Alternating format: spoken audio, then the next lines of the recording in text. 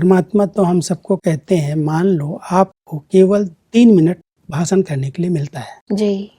कभी कभी लोग सोचते हैं हम इतनी दूर से आए, हमको खास बुलाया गया, स्टेज पर बिठाया गया, 3 घंटे हम बैठते हैं और हमको 3 मिनट का समय दिया जा रहा है, तो ऐसे लगता है कि हमारा आना जाना शायद व्यर्थ हो गया। परमात्मा कहते हैं अगर आपकी ऊंची स्थिति है, बहुत श्रेष्ठ स्थिति में स्थित होकर के उन 3 मिनट में जो ज्ञान का सार है, अनुभव का सार है, वो लोगों को सुना दो। 1 घंटे के भाषण से जो प्रभाव नहीं पड़ता, वो आप 3 मिनट के भाषण से वो प्रभाव डाल सकते हो। सार रूप में वो हमारी समर्थ स्थिति का प्रभाव लोगों पर पड़ेगा और वही बोल निकलेंगे जो उनके कल्याण के लिए है, जिससे उनको सही मार्ग मिल जाए। बिल्कुल। तो इसलिए परमात्मा हम सबको ये विधि सिखाते हैं कि अधिक आवाज में आकर के स्पष्ट करते रहो बातों को, बातों के जाल बना दो। लोग समझ नहीं पाते आप कहना क्या चाहते हो। सही बात कोई है। बोलते हैं, प्रवचन करते हैं, 1 घंटा बोल गए, 45 मिनट बोल गए, लेकिन उसका निचोड़ क्या है, उसका सार क्या है, स्पष्ट नहीं कर पाते।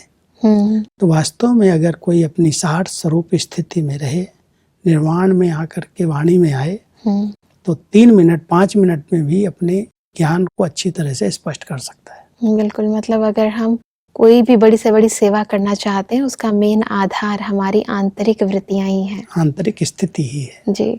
वह सब इसी से संबंधित परमात्मा कहते हैं कि जैसे सारे ज्ञान का सार छोटे से बैज में समाया हुआ है, पूरा ही सागर इस छोटे से चित्र में सार रूप में समाया हुआ है, ऐसे आप लोगों का एक शब्द भी सर्व ज्ञान के राजों से भरा हुआ निकलेगा।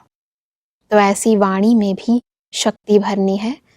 जब वृत्ति और वाणी पावरफुल हो जाएंगे तो कर्म भी सदा यथार्थ और शक्तिशाली होंगे। ये बैज जो परमात्मा ने बनवाया, एक तरफ त्रिमूर्ति है इस बैज में और दूसरा तरफ लक्ष्मी नारायण का लक्ष्य है। जी। हमारी पढ़ाई का ये लक्ष्य है जो हम लोग बैज में पहनते हैं, और दूसरी तरफ जो त्रिमूर्ति है, परमात्मा के 3 कर्तव्य हैं। जी। पूरा ज्ञान का सार। परमात्मा इस सृष्टि पर क्यों आता है? नई सृष्टि की स्थापना के लिए, इस पुरानी सृष्टि के विनाश के लिए, और जब ये पुरानी सृष्टि खत्म होती है तो उसकी विष्णु के द्वारा पालना के लिए। हाँ जी।